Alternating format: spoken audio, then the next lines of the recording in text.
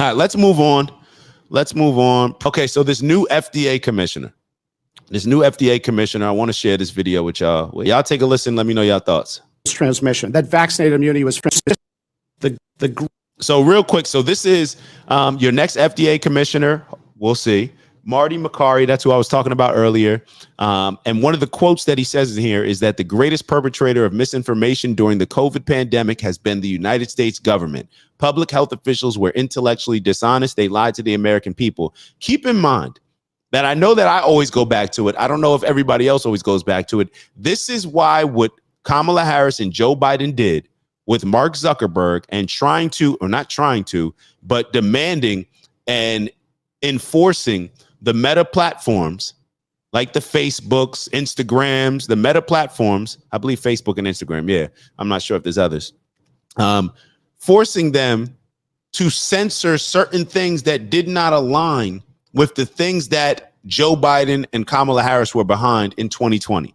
That's information on the vid. That's information on the jab. All of these different things. So think about it. We were living in a world where somebody who's getting ready to become the FDA commissioner, we'll see. The things that he's saying right now, and that somebody like him speaking out in 2020 would have been censored. We wouldn't have been getting this information. That's why it's so dangerous. And this is why Donald Trump won. This is what people voted for him for, to put people like him, Marty Makary, in positions to dismantle all of the areas of our government that are not serving the actual U.S. citizens. So people will complain about, oh, they're destroying the Board of Education. The Board of Education is not serving the U.S. citizens. It's failing the U.S. citizens. The Food and Drug Administration is not serving the American people. It is failing us. That's why we have the disease rates that we have. That's why our health is what it is. That's why, from a physical and mental health standpoint. So this is what Donald Trump was put in office for. Somebody that had the courage to not bring career politicians in office, but to bring people with backbones that can look at information and not just be swayed by, oh, I need to do this for votes. Because Donald Trump may be the first president. That's why he changed politics. Because politicians used to just be up there, Barack Obama stand up there, wave, say the things that make that people want to hear, make them feel comfortable, but then drop more bombs on people than any other president, deport more people than any other president. But he sure dresses nice and he looks amazing up there with Michelle. Donald Trump is the person that's willing to speak exactly on things in a direct way, how they are, speak to the people, communicate effectively, not sugarcoat things. You may not like everything that he says, but he's willing to put people like this that are going to prioritize the American people over the establishment politicians. And whether you voted for him or you didn't vote for him, you're benefiting from it. And it should be very clear, unless you're just choosing not to see it that way, which is cool as well. Greatest perpetrator of misinformation during the greatest perpetrator of misinformation during the pandemic has been the United States government. Misinformation that COVID was spread through surface transmission, that vaccinated immunity was far greater than natural immunity, that masks were effective. Now we have the definitive Cochrane review. What do you do with that review? Cochrane is the most authoritative evidence body in all of medicine and has been for decades. Do you just ignore it, not talk about it? That myocarditis was more common after the infection than the vaccine. Not true. It's 4 to 28 times more common after the vaccine. That young people booster, misinformation. Our two top experts on vaccines quit the FDA in protest over this particular issue, pushing boosters in young, healthy people. The data was never there. That's why the CDC never disclosed hospitalization rates among boosted Americans under age 50. The vaccine mandates would increase vaccination rates. The George Mason University study shows it didn't. It did one thing. It created never-vaxxers who are now not getting the childhood vaccines they need to get. The university study shows boosted Americans under age 50. The vaccine mandates would increase vaccination rates. The George Mason University study shows it didn't. It did one thing. It created never-vaxxers who are now not getting the childhood vaccines they need to get. Over and over again, we've seen something that goes far beyond using your best judgment with the information at hand. We've seen something which is unforgivable, and that is the weaponization of medical research itself. The CDC putting out their own shoddy studies, like their own study on natural immunity, looking at one state for 2 months, when they had data for years on all 50 states. Why did they only report that one sliver of data? Why did they salami slice the giant database? Because it gave them the result they wanted. Same.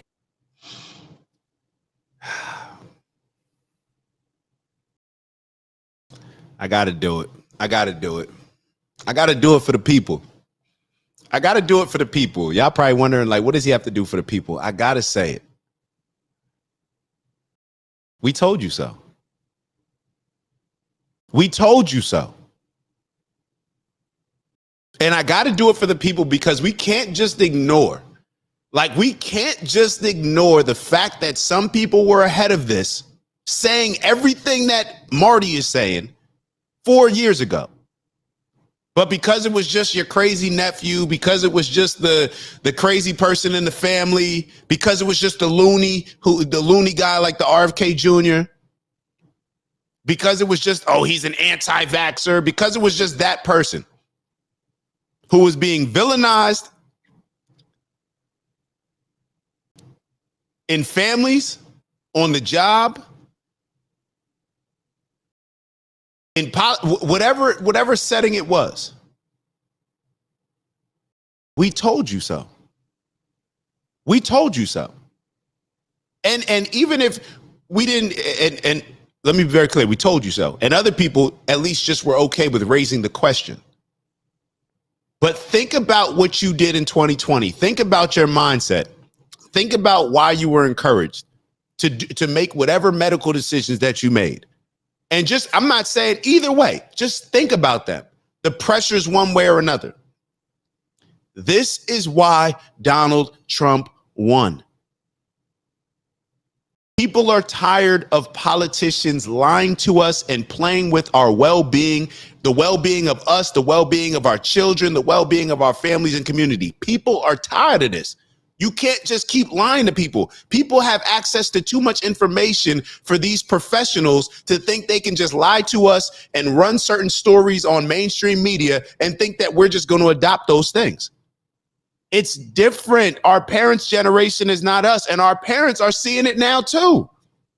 That's why MSNBC viewership is going down. That's why CNN viewership is going down. Because our parents are starting to see it. That's why The View is The View. That's why if you've watched The View in the last couple of weeks, that's why they're having all the infighting. Because it's a struggle between saying what's real and just going with the narrative that our political party wants us to go with, that the producers upstairs told us that we got to push. We are seeing this in real time. How are people not pissed off? People lied to you and encourage you to put something in your body that may be detrimental to your overall health. The Joe Biden and Kamala Harris administration told these platforms to censor certain things that went against what Fauci and whoever they were promoting at the time was pushing, because it benefits Fauci and his pockets. Like, how are we not pissed off about this? Why we're seeing other countries sue Pfizer? We're seeing states sue Pfizer. Why isn't the country right now suing? I don't know. I guess the country isn't suing Pfizer because the people that run the country are really the ones that have their money in Pfizer. So I guess that wouldn't make sense. And I guess this YouTube is officially not being monetized based on the things that we're talking about. This is shout out to Uncle Brother. Uncle Brother wrote, "That's me, the crazy one. Tried to tell people not to F around with that experimental gene therapy shot, but no, he's crazy. Pay no attention to him." We need to go back and why I think it's important to go back and have the conversation with a lot of people that you may have not been seeing eye to eye when it came to 2020 and the medical decisions that were being presented to us. I think it's very important to go back to those people and have those conversations, not only to admit that you may have been wrong or that you were wrong and that they may have been right or that they were right, but to actually explore, like dig a little deeper now. What are maybe some other things that they're lying about? Matter of fact, if I would have known that they were lying about these things, would that have factored into how maybe I voted? Because you can't ignore what's coming out. These things are right in front of our face. They lied to us. They lied to you. If they'll lie to you about your health and well-being, what won't they lie about? Let's keep going. Same with masking study. Well, the data has now caught up in giant systematic reviews, and the public health officials were intellectually dishonest. They lied to the American people. Thank you.